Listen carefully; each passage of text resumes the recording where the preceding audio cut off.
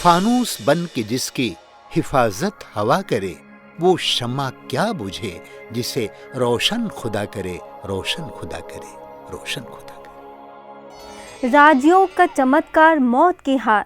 जी हाँ, मौत की तारीख तय हो जाए और आप मौत को भी मात दे जाएं तो कैसा होगा। यह कहानी नहीं बल्कि एक सत्य घटना है। एक दिन, एक सप्ताह, एक महीना, एक वर्ष नहीं बल्कि 25 वर्ष तक रोज मौत से जंग और उस पर विजय। ये भले ही आपको अजूबा लगे, लेकिन यह एक ऐसा चमत्कार है जिससे स्वयं भगवान का दूसरा रूप कहे जाने वाले चिकित्सक भी हैरान हैं। आज हम आपको एक ऐसी ही शख्सियत की दास्तां सुनाने जा रहे हैं जो स्वयं ईश्वर को चिकित्सक मान अपना इलाज खुद करते हैं। स्वप्न की तरह लगने वाली ये घटना चिकित्सा जगत के लिए भी अबूझे पहल की तरह है, परंतु ये है हकीकत।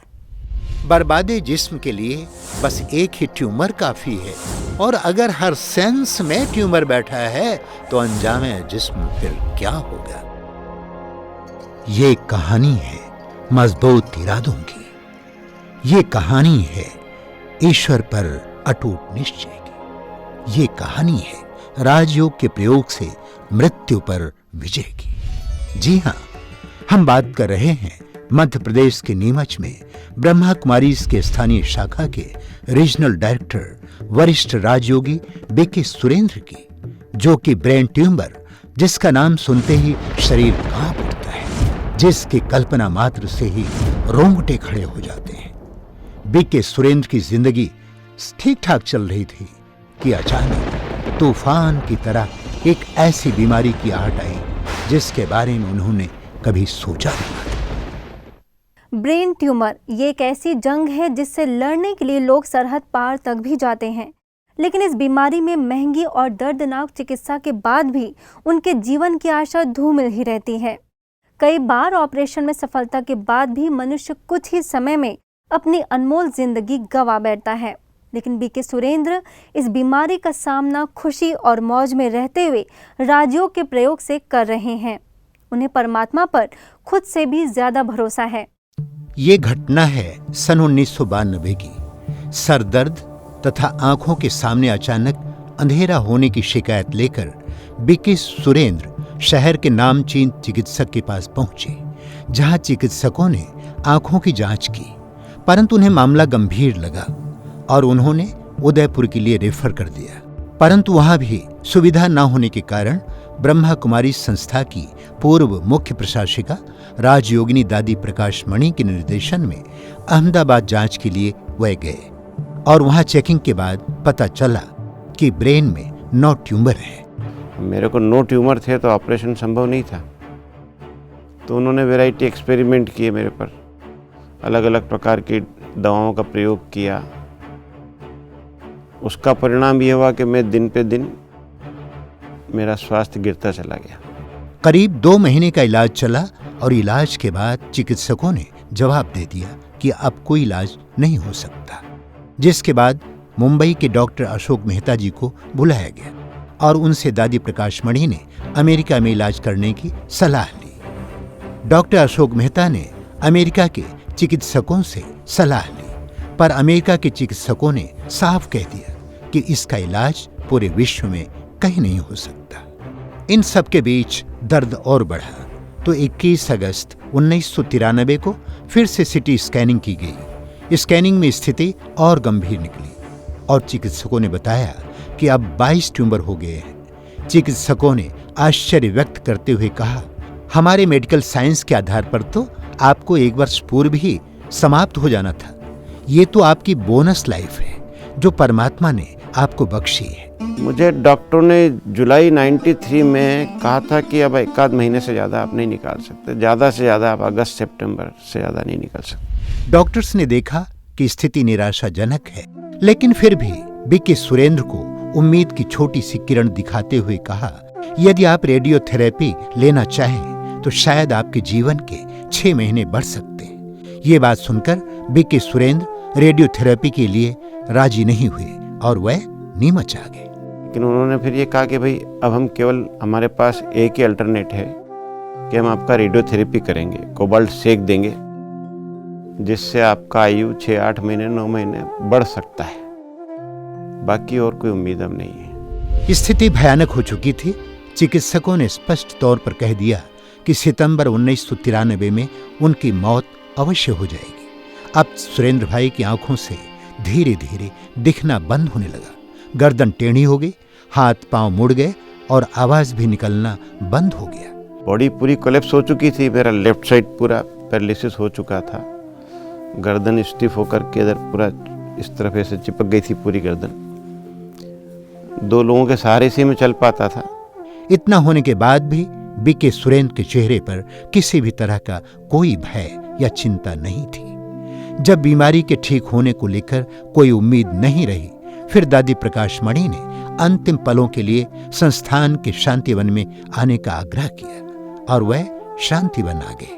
डॉक्टर बलवंत ने होम्योपैथिक चिकित्सा प्रारंभ की और इससे जीवन में थोड़ा थोड़ा सुधार आने लगा। इससे जीवन में उम्मीद की रोशनी जगने लगी, परंतु फिर भी स्थिति भयानक तो थी, उम्मीद ना के बराबर थी। इसी बीच 1 फरवरी 1994 का दिन जिंदगी के लिए चमत्कारिक साबित हुआ, जब दादी हृदय मोहिनी के तन में परमात्मा का अवतरण हुआ।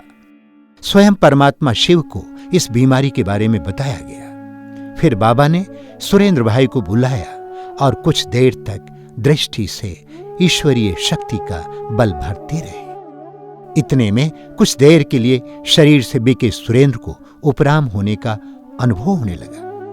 पूरा शरीर लाल प्रकाश में खो गया और लगा जैसे ब्रेन से कुछ पिघल कर निकल रहा है। उसके बाद बाबा ने गुलाब का फूल दिया और जैसे दादी ने उनके सिर पर लगाया, वैसे उनके अंदर एक शक्ति का संचार हुआ और वह बिना किसी सहारे के उठ खड़े हुए।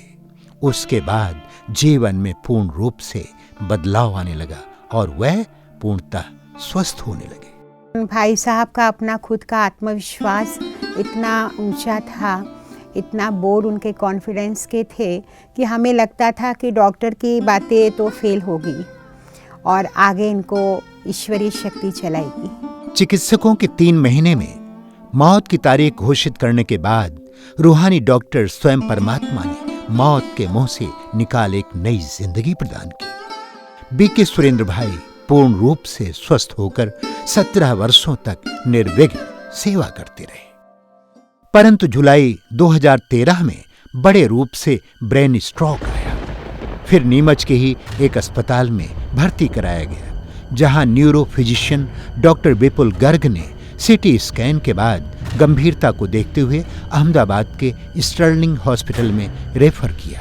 मेडिकल प्रभाग के सचिव बीके डॉक्टर बनारसी लाल ने चिकित्सकों की सलाह पर 3D MRI कराया, जिसमें बाईं ओर अनगिनत ट्यूमर के अंगूर मुआफिक गुच्छे और दाईं ओर बड़ा ट्यूमर मिला।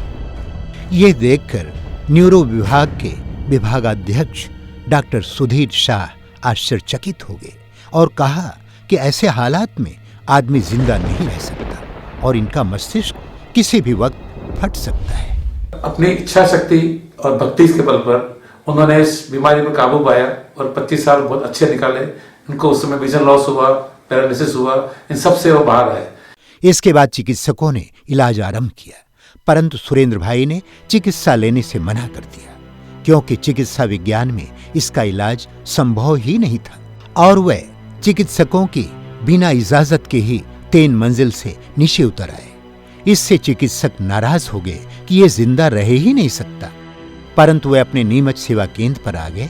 इसके बाद परमात्मा की शक्ति से प्रतिदिन 2:30 बजे उठकर राजयोग मेडिटेशन करने लगे और इसके साथ ही प्राकृतिक चिकित्सा और होम्योपैथिक दवा भी लेने लगे। जिसको विज्ञान व चिकित्सा विज्ञान असंभव समझता है, वो परमात्मा की शक्ति से सहज हो गया और आज संपूर्ण स्वस्थ जिंदगी जी रहे हैं। ये हम सभी बहनों ने बहुत योग भी किया और सकाश दी कि इन आत्मा के हिसाब किताब सहज युक्त हो जाए।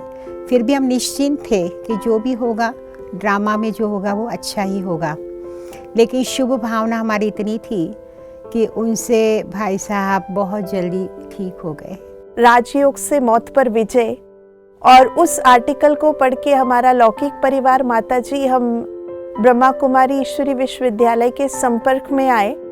और उस वक्त भी भाई साहब थोड़े बीमार ही थे, लेकिन उन्होंने हमारी लौकिक माताजी को इतना बूस्टअप किया कि शारीरिक रूप से तो वो बीमारी को नहीं जीत पाई, लेकिन उनका मानसिक रूप से जो मनोबल था वो बहुत स्ट्रांग हो गया। ये चिकित्सा जगत से लेकर वैज्ञानिकों के लिए एक अजूबे की तरह है। आज उनके मस्तिष्क में 100 से ज्यादा ट्यूमर है। बारूदों के ढेर की तरह प्रतिदिन मौत को हथेली पर लेकर वे चलते हैं और प्रतिदिन मौत उनसे हारती है। राजयोग, मेडिटेशन और स्वस्थ जीवन शैली ने असंभव को भी संभव कर दिया। किसी ने ठीक ही कहा है कि यह आसमां भी उतर आएगा जमीन पर, बस इरादों में जीत की हुंकार होनी चाहिए।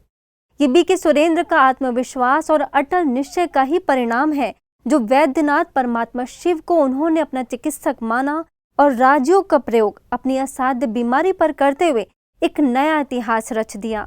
जीता जागता उदाहरण सुरेंद्र भाई साहब हैं, जिन्होंने कोई भी एलोपैथिक ट्रीटमेंट नहीं लिया और उसी समय से उन्होंने राजयोग मेडिटेशन का पालन किया और उससे उनकी फिजिकल स्थिति काफ़ी कंट्रोल में है।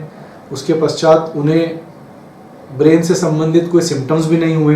ये राजयोग का चमत्कार ही है जो आज हम सभी के समक्ष बीके सुरेंद्र भाई प्रेरणा स्रोत के रूप में सामने आए हैं। लेकिन राजयोग सिखाने वाली प्रजापिता ब्रह्मा कुमारी ईश्वरी विश्वविद्यालय संस्थान से उनका संपर्क कैसे हुआ, आइए जरा इसके पीछे की कहानी को भी जानते हैं। बीके सुरेंद्र का जन्म 20 मई सन 1955 को एक संभ्रांत अग्रवाल परिवार में हुआ था। बचपन से ही उनका रुझान अध्ययन, पाठन, चित्रकला और खेलकूद के साथ आध्यात्मिकता के प्रति भी काफी गहरा रहा। लेकिन सन 1971 में एक घटना के बाद उनका सामान्य जीवन पटरी से उतर गया और हिंसक वृत्ति अपनाकर परिवार और समाज वालों की मदद के लिए उन्होंने एक डॉन का रूप धारण कर लिया। इतना ही नहीं, वह व्यसन और बुरी आदतों के भी शिकार हो चुके थे। लेकिन कुछ ही समय बाद उनके जीवन में एक नया मोड़ आया और सन 1975 में बीके सुरेंद्र को ब्रह्मा कुमारी संस्थान के बारे में जानकारी मिली। उन्हें परमात्मा शिव के स्वरूप का ट्रांसलाइट का आकर्षण ब्रह्मा कुमारी के समीप लाया और एक बारगी फैशन की चकाचौंध की गहराई से निकल ईश्वरीय मार्ग पर पैर रख आध्यात्मिक सुंदरता बढ़ाने के लिए आंतरिक संसार में उतर गए। फिर क्या था?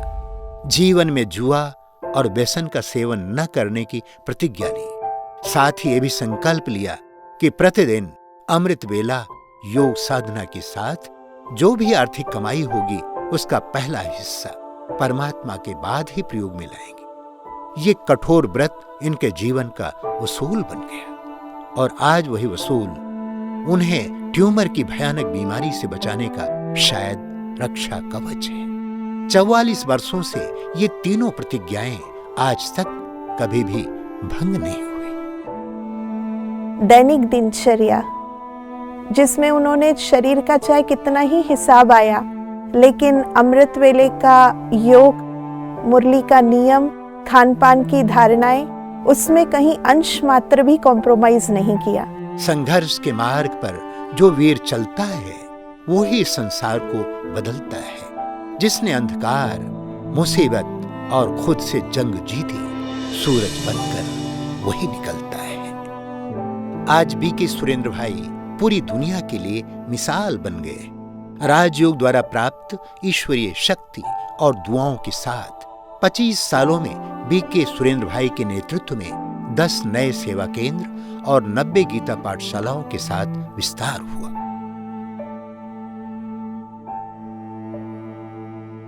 से बहुत से पेशेंट आते हैं और हम लोग भाई साहब से मिलवाते हैं उनको और उनको फिर ये साप्ताहिक कोर्स दे करके आत्मविश्वास दिलाते हैं कि अगर आप स्वयं चिंता करेंगे तो ये बीमारी बढ़ेगी। ये सारी चिंताएं हम ईश्वर पर छोड़ते हैं, परमात्मा पर विश्वास निश्चय करते हैं। तो जैसे भाई साहब ने अपने निश्चय से इस मृत्यु पर विजय प्राप्त करी, भगवान जी के साथ संबंध जोड़ा, ऐसे चाहें तो आप भी ऐसा ही कर कर स्वयं को इस पर विजय प्राप्त करा सकते हैं। देश के प्रधानमंत्री नरेंद्र मोदी जी के द्वारा चलाए गए स्वच्छता अभियान को प्रमोट करने के लिए बीके सुरेंद्र भाई को जिले का 9 रत्न चुनकर सरकारी विशाल समारोह में उन्हें सम्मानित किया गया।